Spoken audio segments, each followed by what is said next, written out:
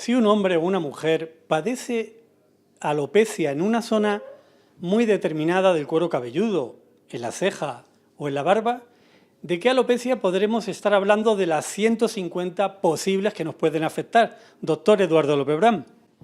Estamos hablando de un tipo de alopecia que tenemos que decir en primer lugar que pertenece a un gran grupo de alopecias que son llamadas alopecias no cicatriciales porque no hay una destrucción irreversible del folículo piloso, sino que el folículo sigue estando vivo, digamos, pero está inactivo desde el punto de vista funcional. Ese tipo de alopecia los dermatólogos la llamamos alopecia areata, pero es cierto que a nivel común puede denominarse pelada, calva, porque se trata generalmente de una alopecia circunscrita en un área concreta.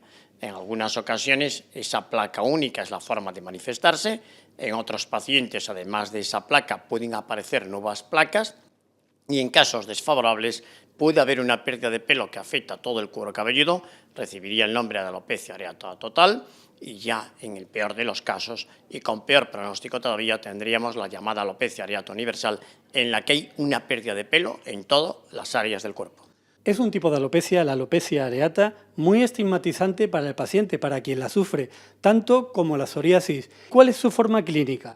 Estamos hablando de una pérdida de pelo que acontece generalmente de manera brusca. Esa pérdida es en un área pequeña y generalmente la repoblación suele acontecer en los meses venideros, pero en otros casos esa pérdida de pelo puede producirse en múltiples placas a nivel del cuero cabelludo, de las cejas, de la barba, de cualquier área del cuerpo.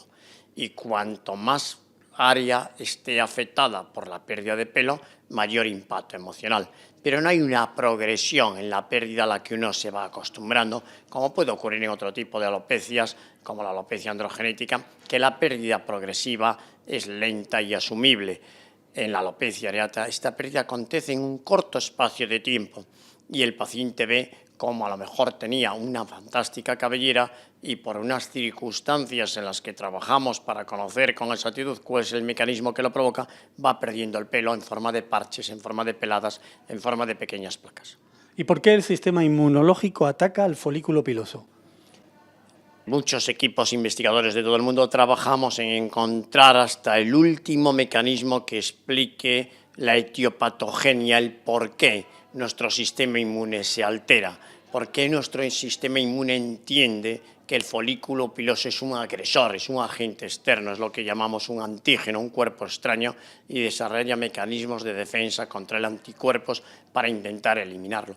¿Cuál es la causa que genera esa alteración del sistema inmune? Pues probablemente hay algo multifactorial, son un conjunto de factores, no es un factor único, probablemente hay una predisposición genética.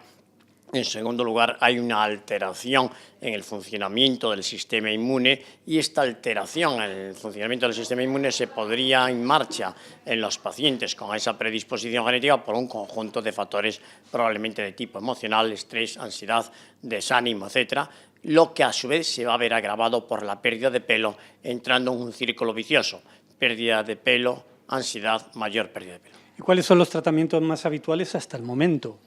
Era un campo muy difícil, la alopecia areata, en la que se han ensayado múltiples terapéuticas con resultados muchas veces desalentadores. Estos resultados de los tratamientos que empleamos, que van desde la sensibilización con algunos irritantes como la difenciprona, el uso de corticoides tópicos, de fototerapia, etcétera, etcétera, eran realmente poco halagüeños. Lamentablemente los pacientes sufrían un enorme impacto y los dermatólogos teníamos pocas opciones de pelear con éxito este problema.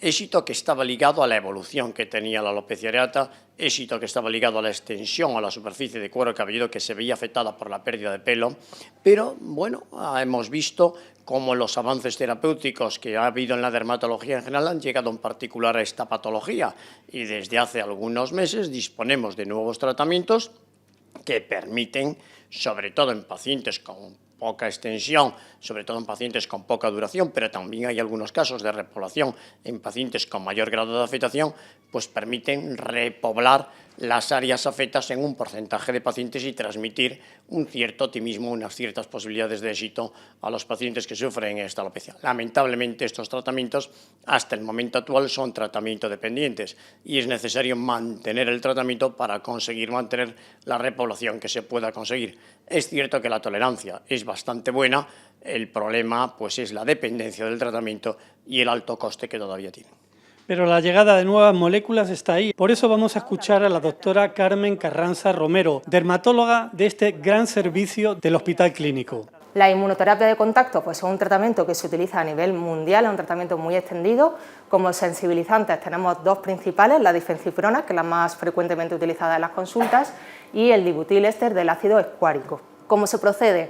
Pues primero tendríamos que sensibilizar al paciente con una dosis de difenciprona al 2%, y posteriormente una aplicación semanal a una concentración que hemos definido bien por prueba epicutánea, y si esto no es posible, pues iniciaríamos una dosis de 0,01 y semanalmente iríamos aumentando hasta conseguir ese eczema de contacto. Aquí podemos ver que con la inmunoterapia lo que conseguimos es un viraje de la inmunidad.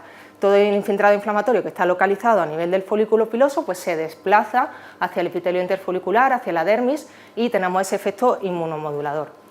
Problemas, efectos secundarios, puede producir linfadenopatías, ampollas, incluso están documentados casos de urticaria, vitíligo, pigmentación posinflamatoria. Los resultados, normalmente a partir del tercer mes es cuando vemos resultados, pero una repoblación cosmética aceptable se consigue al 6º mes. Y la tasa de respuesta pues vemos que es muy alta, en torno al 60%, aunque igual, según series que veamos, pues puede variar, fijaros qué horquilla tan amplia, desde un 9 a un 87%. Variaciones de esta inmunoterapia, pues la inmunoterapia tópica domiciliaria, esto quiere decir que el paciente, en vez de tener que venir a consulta, la realizaría en su casa. Con esto facilitamos la adherencia del paciente y le facilitamos la vida. Otra variación es la sensibilización subclínica con difenciprona al 0,1. Con esto lo que conseguimos es disminuir los efectos secundarios. En lugar del 2%, empezar con 0,1. Y en casos de no respondedores, podemos añadir el imiquimod 2 veces en semana como potenciador. Por tanto, inmunoterapia de contacto eficaz en forma extensa y crónica, es un tratamiento no sistémico que podemos mantener a largo plazo sin efectos secundarios, y la inmunoterapia tópica domiciliaria, valorarla siempre porque son tratamientos que ya os digo que son a largo plazo. Y aquí en este documento de consenso simplemente resumir los corticoides como primera línea, siempre utilizar un corticoide de alta potencia. No lo he comentado, pero los inhibidores de la calcineurina o el minoxidil, que muchas veces los asociamos, son tratamientos que añadimos a ese tratamiento de primera línea, nunca van a ser primera opción. Las prostaglandinas sí se pueden utilizar para alopecia areata de pestañas, y la inmunoterapia de contacto sobre todo como primera opción en niños con alopecia areata extensa o universales. En cuanto a los inhibidores de JAK, los anti-JAK, pues ya sabemos que el baricitinib está aprobado, se aprobó por la FDA recientemente, en junio de 2022. Están pendientes de aprobación ritlecitinib y ruxolitinib. Limitaciones de su uso, pues son fármacos que son muy caros y que son fármacos no curativos. Van a haber una recaída si nosotros suspendemos el fármaco, entonces son tratamientos que vamos a mantener en el tiempo. En cuanto a efectos secundarios, ahora lo vamos a ver, pero tienen un buen perfil de seguridad, y una opción es, como son moléculas de pequeño tamaño, se está viendo que se puede formular, pasaría la barrera epidérmica, y para alopecia areata localizada o para población infantil podríamos utilizar estos inhibidores de JAK formulados tópicos. En este algoritmo terapéutico de una revista americana vemos como los inhibidores de JAK ya se consideran primera línea en la alopecia areata severa. Aquí vemos el orden cronológico de aprobación. Baricitinib sería el primero, en junio de 2022, y ya os digo, está pendiente para finales de 2023 ritlecitinib, y se prevé que para 2024 aprueben ruxolitinib. Lo que comentábamos, problemas, son fármacos caros y que son tratamientos no curativos. En cuanto a los efectos secundarios, el riesgo de introducir estos fármacos, la EMA vieron que había un aumento de fenómenos tromboembólicos y de riesgo de neoplasia, sobre todo en pacientes mayores. Lo que hemos visto en los ensayos clínicos en pacientes con alopecia areata es que estos efectos secundarios graves no están aumentados respecto a la población normal, con lo cual tienen un perfil beneficio-riesgo muy aceptable. De hecho, me atrevería a decir que tienen mayor seguridad que tratamientos como corticoides sistémicos o inmunosupresores, y los efectos secundarios se limitan a infecciones del vía respiratoria alta, dolor de cabeza, acné, molestias digestivas.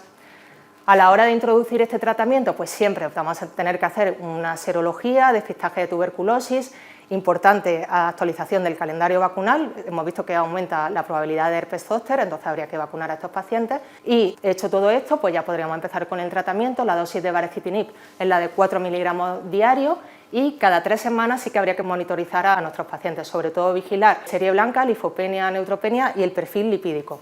Lo que pasa es que el perfil lipídico, aunque aumente, con el tiempo se suele normalizar. Bueno, aquí vemos estos resultados tan espectaculares de pacientes con una alopecia areata total que llegan a esa repoblación completa, normalmente ocurre a los 6-9 meses. Incluso para cejas y pestañas se ha visto que pacientes que no responden en cuero cabelludo sí que lo hacen en esta localización, con lo cual es un factor a tener en cuenta porque los pacientes en este sentido son muy agradecidos porque les quita ese aspecto de paciente oncológico o de paciente enfermo. Además, esa respuesta vemos que se mantiene en el tiempo, son pacientes que no caen, y en un metaanálisis reciente con 289 pacientes vemos que la tasa de respondedores es bastante alta, en torno al 72% a los 6 meses. Sí que es cierto que lo que se ha visto es que si el brote tiene una duración menor de 4 años van a responder mucho mejor y también evidentemente si la intensidad de esa alopecia areata es menor. Además tiene un efecto crono o tiempo dependiente, es decir que hay pacientes que no responden a los 6-9 meses, pero si ese fármaco lo mantenemos en el tiempo hay un porcentaje de pacientes que los rescatamos, ¿vale? Son respondedores. Y a la hora de retirar este fármaco, pues lo que señalan los grandes expertos mundiales es que tendríamos que mantener esa repoblación durante un año y ya posteriormente sí podríamos bajar la dosis del fármaco.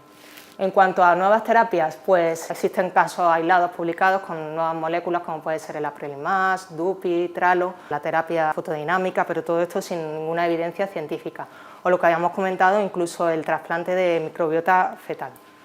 Y una opción también válida cuando ya no podemos utilizar ninguno de estos tratamientos que hemos descrito, incluso señalan los inhibidores de JAK como primera línea terapéutica. En este sentido he traído este algoritmo terapéutico, que es un poco el que hacemos todos, yo creo, en consulta, que es de la doctora Garnacho del Reina Sofía, que ya lo que plantea es, si tenemos una placa menor del 50% con escasa actividad y signos de repoblación, introducir un corticoide tópico como primera opción, como hemos comentado siempre, un corticoide de alta potencia, a esto se le puede añadir minoxidil y para disminuir efectos secundarios podemos mezclarlo con lactato amónico al 12%. Si ya estamos hablando de una alopecia de más del 50%, con signos de actividad, que va y viene, con repoblación y con resistencia al tratamiento, podemos valorar los minipulsos con desametasona 2 o 3 días consecutivos en semana. Y si ya estamos hablando de una alopecia areata universal o total, pues ya utilizaríamos la inmunoterapia con difenciprona o incluso los inhibidores de JAK con muy buena respuesta. Por tanto, como novedades terapéuticas, no es tanta novedad, pero sí que cada vez se está imponiendo más en consulta los minipulsos de desametasona oral, la inmunoterapia tópica con difenciprona y sus variantes, pues esa sensibilización subclínica o el tratamiento a nivel domiciliario, los fármacos inhibidores de JAK, que son toda una auténtica revolución, y siempre teniendo en cuenta que ningún tratamiento va a alterar el curso natural de la enfermedad. Por tanto, tenemos que hacer un tratamiento individualizado. En niños, en formas leves, una actitud expectante es una opción totalmente válida. En formas extensas, dejar bien claro al paciente probables efectos secundarios y ese tratamiento que lo vamos a tener que mantener a largo plazo y tener en cuenta que, bueno, que la clínica de la alopecia areata es bastante variable e impredecible y se considera un desafío terapéutico ya no solo el tratamiento, sino el mantener esa respuesta e intentar retirar el fármaco que hayamos utilizado. Doctor Eduardo López-Brán, ¿qué efectividad tienen estos tratamientos que hemos visto y los que vendrán? Estamos ante una nueva era. La dermatología ha asistido en los últimos años a un progreso en la terapéutica que podemos aplicar en muchas enfermedades dermatológicas de manera espectacular. La alopecia areata estaba ahí y era una de las opciones que todos deseábamos que hubiese novedades, que aportan al menos un mensaje de optimismo a nuestros pacientes. Todavía los resultados de esos pacientes en los que se logran van a estar ligados al mantenimiento del tratamiento. Tratamiento, por tanto, crónico, con alto impacto económico y que de alguna manera el dermatólogo tendrá que valorar si esta opción terapéutica es la aconsejada en cada paciente, individualizando cada tratamiento y los beneficios y riesgos de una terapia que por lo de ahora será crónica. La alopecia areata, una de las 150 formas de calvicie que hacen sufrir bastante a quien la padece. F Salud por ti y para ti.